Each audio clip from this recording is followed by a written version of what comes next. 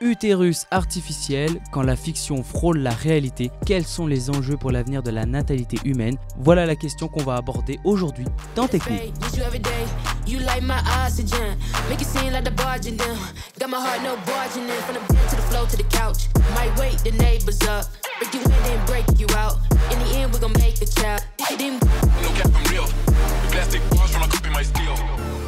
L'utérus artificiel, autrefois considéré comme de la pure science-fiction, est sur le point de devenir une avancée majeure dans les soins intensifs néonataux et la procréation assistée.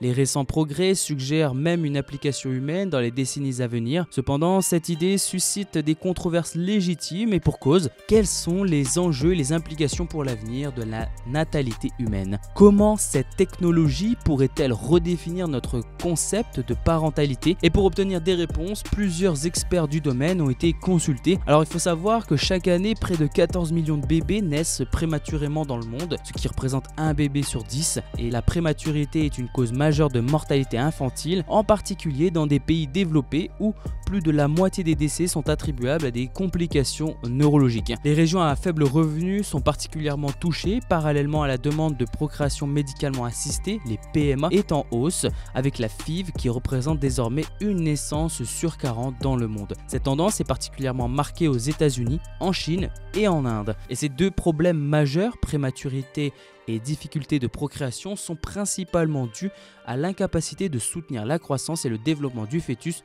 jusqu'à la maturité. Bien que les soins intensifs néonataux aient considérablement amélioré les chances de survie des bébés nés prématurément, de nombreux défis persistent en termes de santé à long terme. Par ailleurs, plus d'1 million de femmes dans le monde n'ont pas d'utérus fonctionnel pour mener leur grossesse à terme, ce qui limite leurs options en matière de PMA.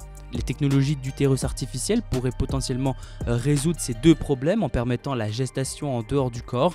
Cette approche pourrait offrir de nouvelles opportunités pour les femmes souffrant d'infertilité ou de complications médicales.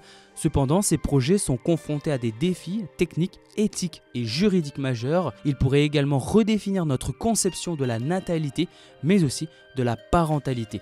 Alors, bien que le concept d'utérus artificiel existe depuis plus de 100 ans, depuis plus d'un siècle, c'est seulement récemment qu'il est devenu réalité grâce à des avancées technologiques telles que le biobag, un système extra-utérin testé avec succès sur des agneaux prématurés. Et bien que des progrès aient été réalisés, une application humaine généralisée de cette technologie est encore estimée à 10 à 20 ans. Ce sera tout pour Technique et n'oubliez pas que la science n'est pas une vérité absolue et les scientifiques ne sont pas des génies innés. La science est simplement l'exploration de l'inconnu pour comprendre le monde et le rendre meilleur. Je vous remercie.